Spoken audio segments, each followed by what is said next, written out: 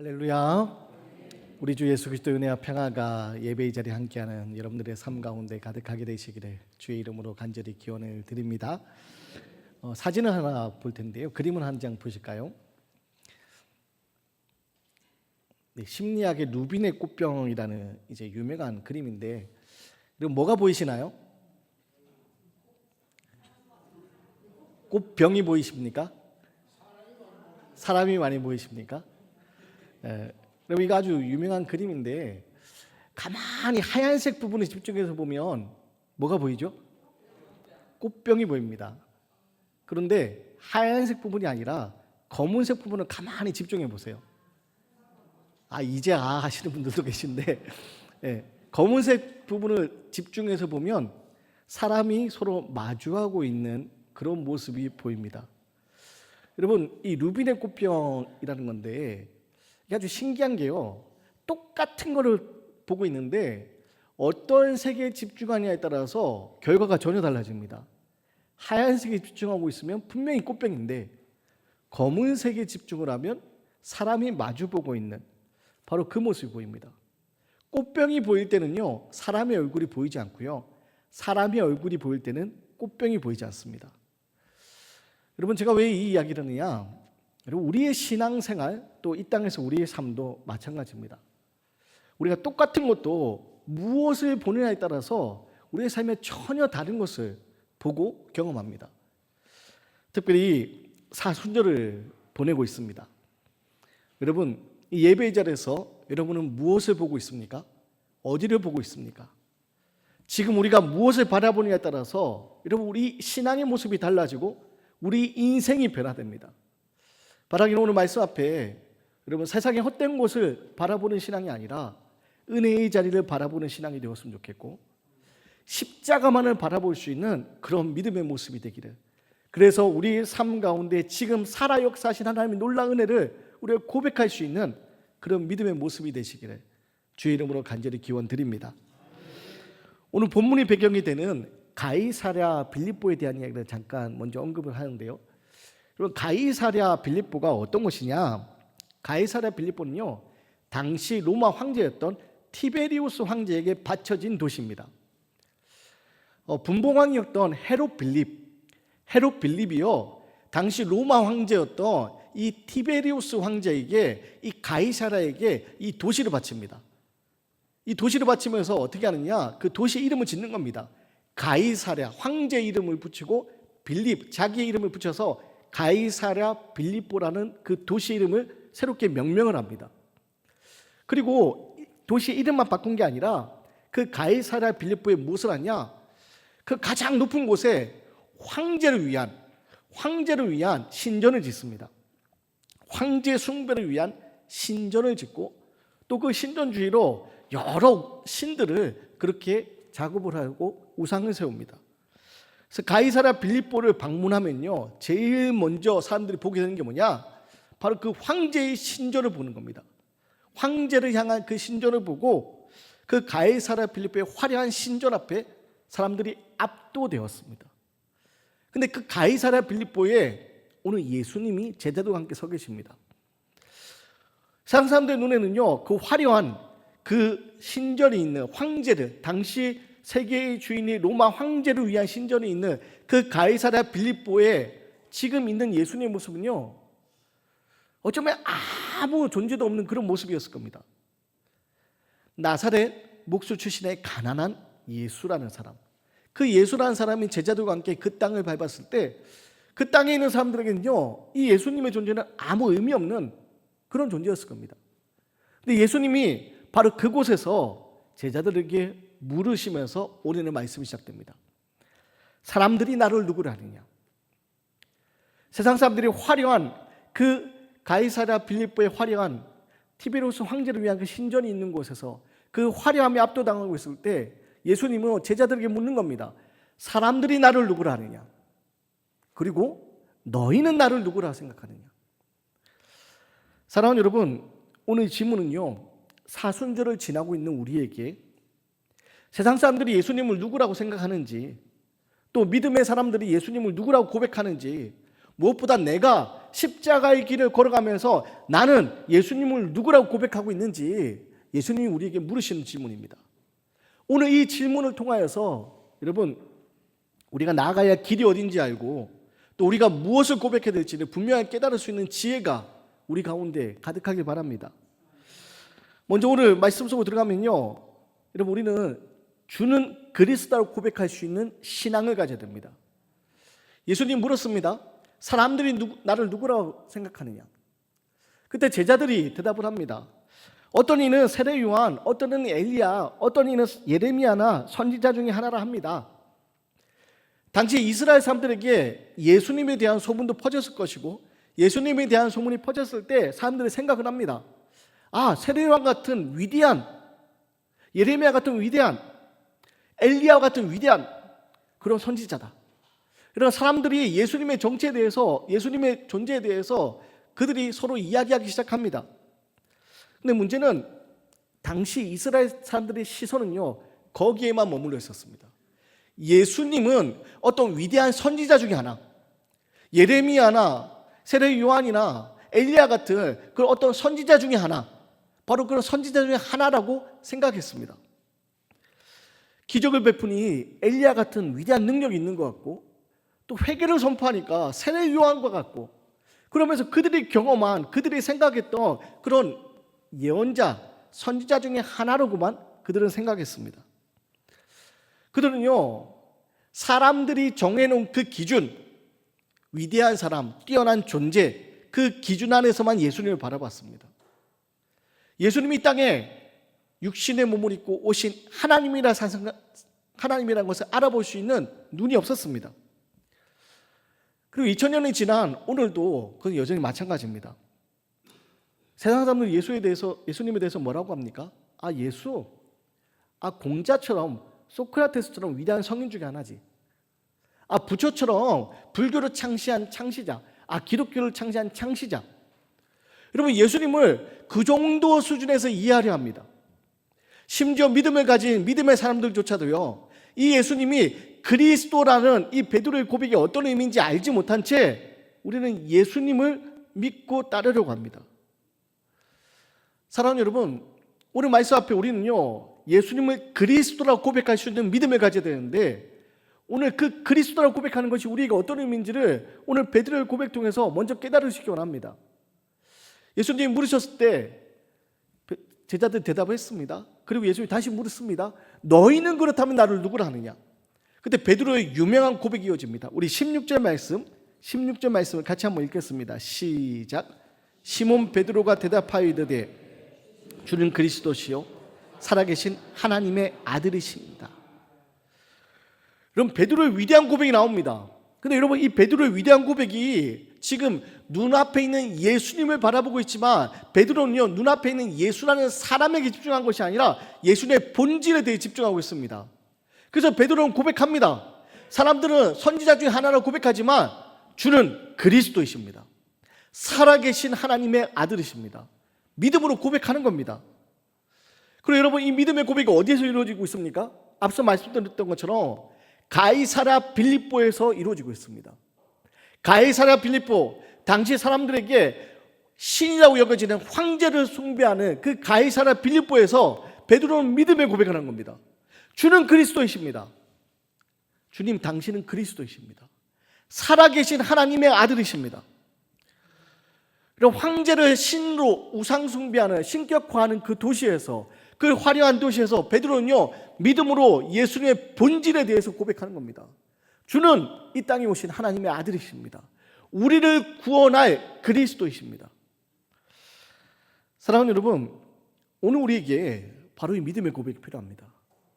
여러분, 예수님은요, 세상 사람들이 생각하는 것처럼 그런 성인 중에 하나가 아닙니다. 종교를 창시한 창시자가 아닙니다. 예수님은요, 이 땅에 살아계신 하나님으로서 이 땅에 임재하신 성육신하신 그리스도, 우리를 구원할 구세주이십니다. 그리고 그 예수님은요, 임마누엘의 약속의 이름으로 이 땅에 오셨습니다. 임마누엘, 어떤 뜻을 가지고 있습니까? 우리와 함께 하신다. 하나님 우리와 함께 하신다. 그 약속의 이름으로 이 땅에 오셨고요, 지금도 여전히 우리 가운데 살아 역사하시는 분이십니다. 바라기는 여러분 이 예수님이 그리스도라고 우리가 믿음으로 고백하면서 지금 내 안에 살아 역사하시는 그 주님의 음성에 여러분 귀를 기울이시고 사순절 주의 음성에 귀를 기울여 주님이 걸어가신 십자가 길을 우리가 함께 따라 걸어갈 수 있는 믿음의 사람이 되시기를 주의 이름으로 간절히 기원드립니다. 그럼 베드로의 이 위대한 고백에 예수님이 17절 보면 뭐라고 하시느냐? 우리 17절 말씀 같이 한번 읽어볼까요? 시작. 예수께서 대답하여 이르시되 바요나 시몬아 내가 복이 있도다. 이를 내게 알게 하니는 혈육이 아니요 하늘에 계신 내 아버지시니라. 여러분 오늘 17절 말씀 통해서 우리가 중요하게 생각해야 될 것이 하나 더 있습니다. 그게 뭐냐? 여러분 베드로가 주는 그리스도이십니다. 살아계신 하나님의 아들이십니다. 고백했습니다.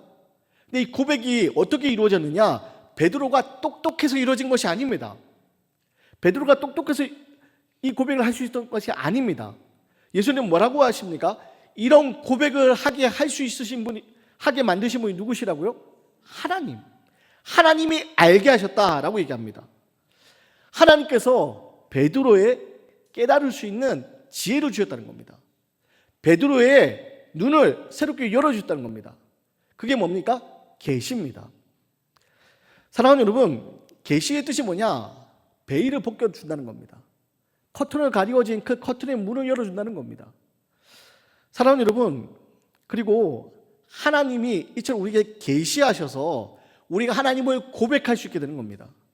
우리 기독교 신앙은요, 내가 노력을 해서 하나님의 얼굴을 찾는 종교가 아닙니다. 우리 기독교는요, 하나님이 우리 가운데 임재하시는, 성육신하시는, 하나님 우리에게 밝히 보이시는 계시의 종교입니다. 하나님 우리에게 밝히 알려주실 때 우리가 하나님을 알 수 있게 된다는 겁니다. 그래서 여러분, 우리는요, 이 계시를 통해서 믿음의 시선을 가지고 하나님 앞에 나아가야 됩니다.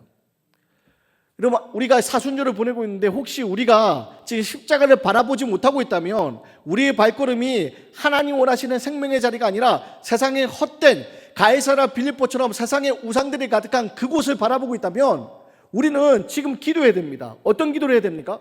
하나님, 밝히 알게 해 주시옵소서. 베드로가 고백할 수 있었던 이 믿음의 고백을 우리도 할 수 있도록 우리에게도 계시하여 주시옵소서. 알려주시옵소서. 그렇게 하나님 우리에게 임재하셔서 알려주실 때 여러분 우리의 믿음의 시선이 바뀌는 겁니다. 믿음의 시선이 바뀌면요, 문제는 똑같이 있지만 우리는 그걸 다르게 바라봅니다.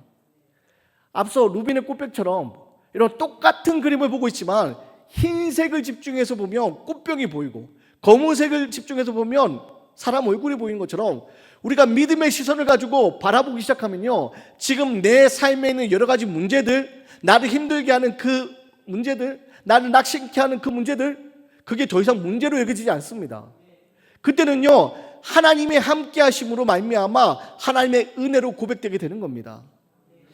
사랑하는 여러분, 이게 바로 우리가 사순절 가져야 할 믿음의 자세고 우리가 기도해야 될 기도의 제목입니다. 하나님, 이 문제를 해결해 주십시오가 아니라 하나님, 이 문제를 믿음의 눈으로 바라볼 수 있도록 우리에게 알려주십시오. 하나님의 은혜를 보여주십시오. 우리가 해야 될 기도의 제목입니다. 바라기는 하나님, 재정적으로 너무 힘듭니다. 내 통장에 잔고가 하나도 없고 마이너스만 가득합니다. 하나님, 물질의 축복을 내려주십시오. 그 기도를 하는 것이 아니라 하나님, 문제를 해결해 주시오. 그 기도에 앞서서 하나님, 지금 나와 함께 하시는 그 주님을 그리스도라고 고백할 수 있도록 베드로에게 알려주신 것처럼 우리에게도 알려주십시오. 그 기도해야 되는 겁니다. 그리고 이 믿음의 시선이 회복될 때 우리는요, 가이사랴 빌립보에서 주는 그리스도라고 고백했던 베드로의 위대한 고백을 바로 이 땅에서 우리가 할 수 있게 되는 사실을 기억하시기 바랍니다. 그런데요, 오늘 본문을 가만히 있다 보면 아주 당혹스러운 장면이 등장합니다. 지금 베드로가 이 가이사랴 빌립보라는 황제를 신으로 섬기는 그 황제를 위한 신전이 있는 그 가이사랴 빌립보에서 주는 그리스도시고 살아계신 하나님이십니다. 아들이십니다. 예수님, 당신이 진짜 살아있는 하나님의 아들이시고 저 황제는 가짜신입니다. 믿음의 고백을 했는데 그 위대한 고백을 통해서 예수님이 베드로에게 복을 주십니다. 바요나 시몬아, 내게 복이 있도다. 내게 복이 있도다. 내 위에 교회를 세우겠다. 내 위에 교회를 세우겠다. 내가 천국 열쇠를 내게 주겠다.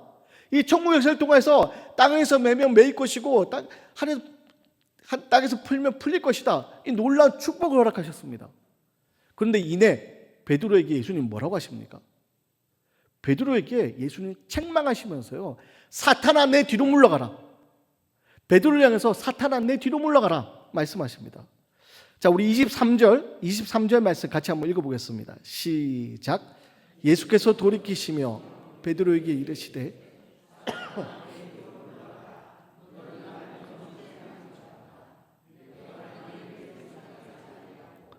사람의 일을 생각한도다. 여러분, 지금 베드로가 위대한 고백을 했지 않습니까?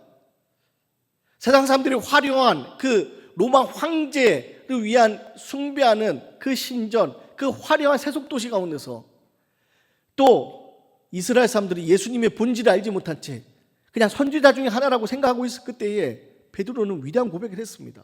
주는 그리스도이십니다. 살아계신 하나님의 아들이십니다. 그러면서 예수님이 베드로를 축복하지 않았습니까? 네 위에 교회를 세우겠다.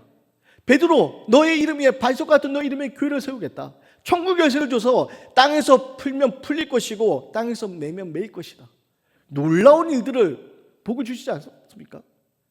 근데 이내 베드로에게 사탄아 내 뒤로 물러가라 책망하십니다. 왜냐? 예수님이요, 베드로의 이 믿음의 고백에 놀라운 복을 약속하셨는데, 그리고 이어서 어떤 이야기 하시냐? 예수님이 걸어가셔야 할, 앞으로 걸어가셔야 할 십자가의 길에 대해서 이야기하십니다. 그래서 예수님이 예루살렘에 올라가서 고난을 받게 될 것이고, 예루살렘에 올라가 고난을 받는 것에 그치는 것이 아니라 마침내 십자가에서 죽기까지 하실 것이라고 예수님은 십자가의 길에 대해서 말씀하십니다. 그런데요, 이 예수님 말씀을 들은 베드로의 반응이 어땠느냐? 자, 22절 말씀을 같이 한번 읽겠습니다. 시작. 베드로가 예수를 붙들고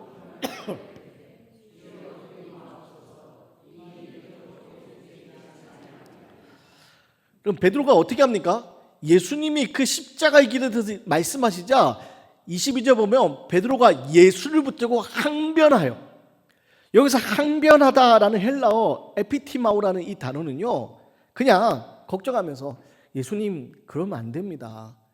예수님 십자가의 죽음이라니 그런 일이 있어서는 안 됩니다.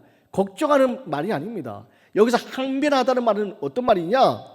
호되게 꾸짖을 때 쓰는 단어입니다. 호되게 꾸짖을 때 쓰는 단어가 이 항변하다는 단어입니다. 그러니까 베드로가 어떻게 하고 있는 겁니까? 예수님 십자가의 길에 대해서 이야기하자 예수님을 꾸짖는 것처럼 이야기하는 겁니다. 아, 예수님 무슨 말씀입니까? 고난이라니요, 십자가의 죽음이라니요, 그래서는 안 됩니다. 지금 예수님이 십자가의 길에 대해서 얘기하는 그것에 대해서 꾸짖듯이 이야기하는 게 항변하다라는 말입니다. 그러면 베드로는 조금 전 예수님이 그리스도시라고 살아계신 하나님의 아들이시라고 고백했는데 왜 지금 항변하면서 예수님한테 이렇게 이야기하고 있습니까? 바로 그의 마음속에 욕망이라는 새로운 가림막이 생겼기 때문입니다. 사랑하는 여러분, 베드로는 예수님을 그리스도라고 고백했습니다. 살아계신 하나님의 아들이라고 고백했습니다. 문제는 베드로가 고백했던 그 메시아는요, 베드로의 욕망 안에 갇혀져 있는 욕망이라는 안경을, 렌즈를 끼고 바라본 메시아였던 겁니다. 베드로가 꿈꿨던 메시아는요, 어떤 메시아냐? 이 로마의 식민지로 있는 이스라엘을 구원해내줄, 로마로부터 이스라엘을 구원해내주는, 건져주는 바로 그런 메시아를 생각했습니다.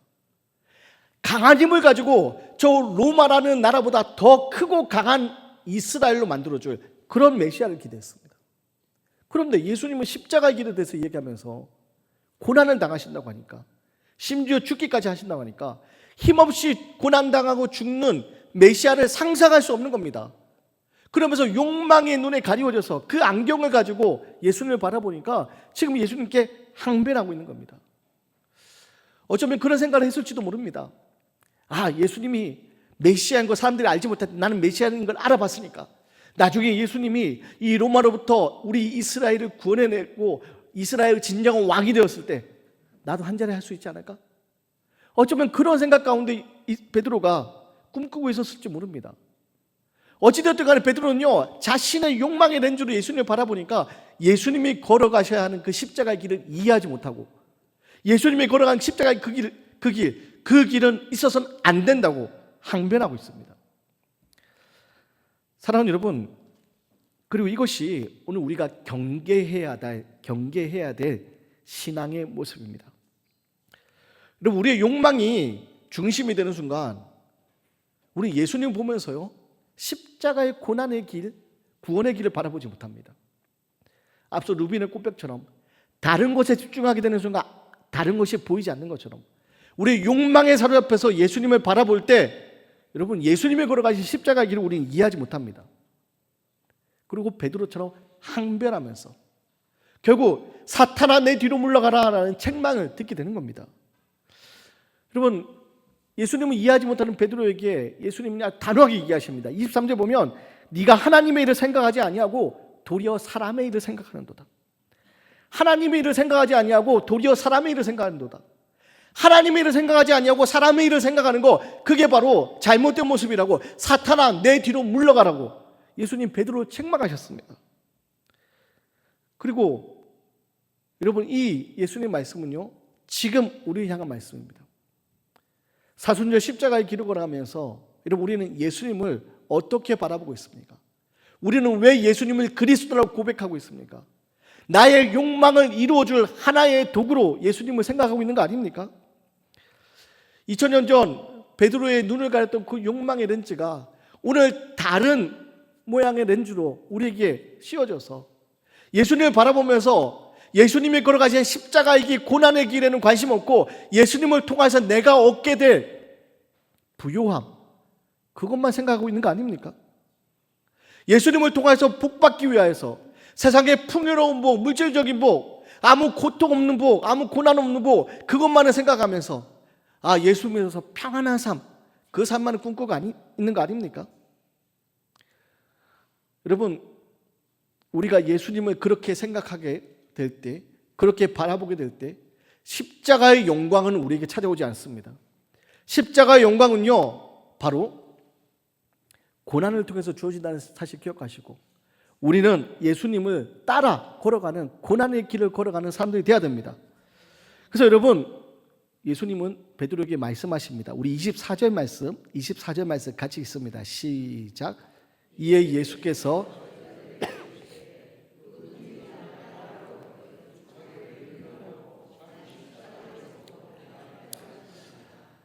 여러분, 예수님이 말씀하십니다. 누구든지 나를 따라오거든 자기를 부인하고 자기의 십자가를 지고 나를 따를 것이니라. 여러분, 우리가 사순절 믿음의 길을 걸어간다는 것은요, 자기를 부인하고 나를 부인하고 주님이 걸어가셨던 그 길을 따르기 위해서 십자가를 지고 걸어가는 삶을 이야기합니다. 여러분, 나의 욕망을 이루기 위한 삶이 아니라 주님이 걸어가셨던 십자가의 길을, 나의 십자가를 지고 걸어가는 삶, 그게 우리 믿음의 삶이 되어야 됩니다. 그리고 여러분, 이것은요, 막연하게 하나님 내가 십자가를 지겠습니다, 막연하게 그러는 것이 아니에요. 우리 삶에 구체적으로 나타나야 됩니다. 여러분, 우리 그리스도인은요, 자기를 부인하고 예수님이 내 삶의 주인이 되어야 됩니다. 그래서 나의 십자가를 지고 따라 나서는 삶이 되어야 되고, 그것은 우리의 삶 가운데 구체적으로 나타나야 됩니다. 교회 안에서 거룩이라는 단어, 교회 안에서 믿음이라는 단어, 그것이 허황된, 허울 좋은 그런 단어로 우리가 사용되는 것이 아니라 우리 삶에 구체적으로 나타나는 모습이 되어야 됩니다. 그래서 우리가 십자가를 지고 가는 모습이 우리의 가정 안에서, 우리 교회 안에서, 우리 세상 속에서, 사람들과의 관계 속에서 구체적으로 드러나야 됩니다.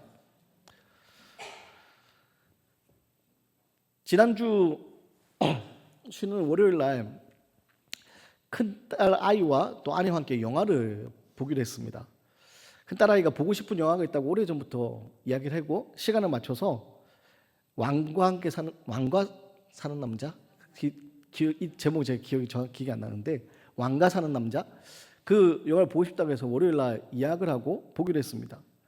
근데 예약을 하기에 앞서서 이제 영화 티켓값이 비싸잖아요. 근데 마침 또 통신사 할인 받으면 공짜표가 또 생긴다고 해서 아내가 이제 자기가 예약하겠다고, 할인받는 방법이 있다고 해서 아내가 예약을 했습니다. 평소엔 제가 다 예약을 하거든요. 근데 아내가 하겠다길래 난 잘됐다 싶어서 맡겼습니다. 그래서 6시 15분 영화를 예매하고 저 불광 CGV에 우리 큰딸아이와 또 아내와 셋이 이제 여유 있게 갔습니다. 5시 30분에 출발해서 좀 여유 있게 가서 뭐 팝콘도 사고 콜라도 사고 들어가면 되겠다. 그래서 6시 15분 영화인데 6시 한 5분쯤에 들어가려고 표를 가지고 딱 들어가는데 표 검사하는 그 남자분이 보통이라면 이렇게 신경 안 쓰는데 가만히 한참 보고 있더니 그렇게 얘기하는 거예요. 혹시 늦게 오셨어요? 무슨 얘기인가 봤더니 6시 15분 영화인데 아내가 16시 15분 영화를 예매한 거예요.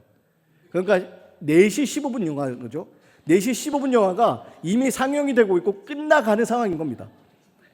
얼마나 당황했겠어요? 저도 그렇고 아내도 그렇고 큰아이도 그렇고 순간 죄송합니다 하고 나와서 표를 보니까 4시 15분 영화인 거예요. 여러분 어떻게 해야 됩니까? 제가 그 순간 아니 평소에 하지도 않는 예매를 왜 해가지고 말이야 내가 하겠다니까 예매할 거면 똑바로 좀 하고지 이 영화표 티켓이 얼마나 비싼데 여러분 제가 이렇게 했을까요? 안 했을까요? 예, 저를 너무 잘 아시는군요. 예, 안 했습니다. 어떻게 했겠습니까? 괜찮다고 가서 다시 예매하면 되지 하면서 가서 그냥 새로 6시 15분 다행히 시작 5분 전이니까 새로 예매를 했습니다. 여러분 제가 왜 이 얘기 드리냐 순간 제 마음속에 왜 이 감정이 안 올라왔겠습니까? 돈이 얼마인데 이런 생각부터 시작해서 왜 생각이 들지 않겠습니까? 그런데요 제가 목사니까도 그렇지만 여러분 별거 아니잖아요. 실수할 수 있잖아요. 나쁜 의도로 가지고 한 게 아니잖아요. 실수잖아요. 근데 거기서 순간 제가 막 화를 내고 감정적으로 쏟아놓기 시작하면요 기껏 딸아이 영화 보러 온 그 시간이요 좋은 시간이 불행한 시간으로 변해버립니다. 여러분 제가 무슨 말씀 드리고 싶으냐 제 자랑하는 게 아닙니다. 제 아내를 비난하는 것도 아닙니다. 오해하지 마십시오. 십자가를 지고 걸어간다는 것은요 자기를 부인하고 십자가를 지고 간다는 것은 구체적인 삶에 드러나야 되는 건데 여러분 구체적으로 나를 내려놓고 자기를 부인하고 우리는 예수님이 왜 우리를 위해 죽기까지 하셨는지 그 모습을 생각하면서 우리가 바로 이 땅에서 그런 모습으로 사랑과 평화를 이루는 삶을 살아야 된다는 겁니다. 그게 우리가 살아가는 십자가를 지고 따라가는 삶입니다. 십자가를 지고 따라간다면서 내 기분에 따라서 그냥 마음대로 함부로 이야기하고 교회 안에서 사람들에게 내 신앙을 함부로 강요하고 여러분 그게 십자가를 지고 가는 삶이 아닙니다. 십자가를 지고 사는 것은요 거창하게 주를 위해서가 아니라 아주 작은 것에서부터 나를 내려놓는 연습을 하고요 나를 내려놓는 연습을 통하여서 내가 있는 자리가 예수님이 그러셨던 것처럼 사랑의 자리로 평화의 자리로 변화할 수 있도록 만들어가는 것 그게 바로 십자가의 길을 걸어가는 삶입니다. 바라기는 사순절을 보내면서 제가 항상 하는 기도의 제목이 있습니다. 하나님 사순절이 지나고 그 부활절 아침에 맞았을 때 저의 신앙이 우리 광속의 모든 성도님들의 신앙이 조금 더 예수님을 닮은 모습으로 변화되게 해주십시오. 매번 똑같은 그 신앙에 머물러 있는 것이 아니라 조금 더 예수님을 알고 예수님을 따르는 변화되는 삶이 되게 해주십시오. 사순절을 보내는 저의 기도의 제목입니다. 여러분 우리는 자기를 부인하고 십자가를 지고 따를 때 바로 예수님을 따르는 삶이 될 수 있습니다. 그러기 위해서 우리는 질문해야 됩니다. 여러분 지금 여러분은 무엇을 보고 있습니까? 어디를 보고 있습니까? 그리스도를 바라본다고 하면서 나의 욕망을 이루기 위하여서 예수님이 나의 욕망을 이루기 위한 수단으로 진이의 요술램프처럼 그렇게 바라보고 있는 거 아닙니까?